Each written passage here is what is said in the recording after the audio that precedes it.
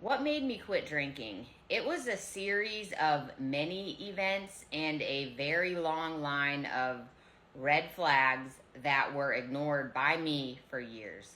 I didn't have your traditional rock bottom, and I think that kept me in addiction for even longer, or it fed the lie that I don't have an issue.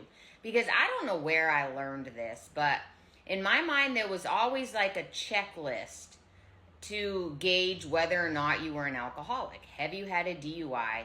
Have you lost a job because of your drinking? Or have you ruined or lost a relationship because of your drinking? And I never checked off any of those boxes. I should have had plenty of DUIs. I just never got caught.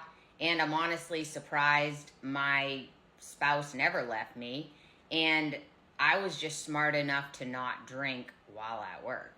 But if you looked at other areas of my life, it was an absolute mess. My life was miserable. My mental health was the lowest it had ever been. I was severely depressed, and physically, I was gaining a ton of weight. I was very fat, and that made me even more miserable. And I saw where I was giving up.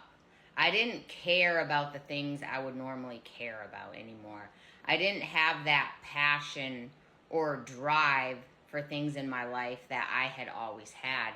And I saw where I just started to settle for I'm a drunk. I can't change. I can't quit.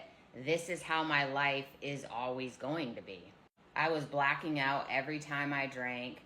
I was felt like I was living a double life. I was constantly lying, constantly having to hide my drinking, constantly having to put on a face when around other people because I didn't want them to know how bad my problem really was.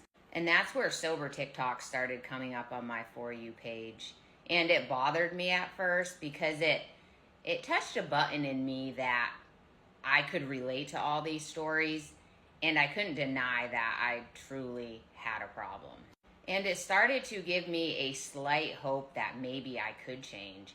Maybe I could quit drinking, because if these content creators, their stories were like mine back when they were drinking and they were able to quit and live in a sober life and thrive, so why couldn't that happen for me? And that's where my journey started. And I'm thankful looking back that I didn't have that traditional rock bottom, that my drinking didn't get me to a place where I had a DUI and legal issues or my spouse left me. And I think it's a shame if we know we have an issue with drinking, but yet we keep going, keep drinking, hiding under this lie, while I haven't had a DUI, so it's not that bad. And then wait till you get a DUI or your spouse leaves you and then quit drinking. Like, if the red flags are there, here's your sign. Don't let it get worse, stop digging. Because at the end of the day, you have to live with you. And if you're questioning it, it's because there's something there.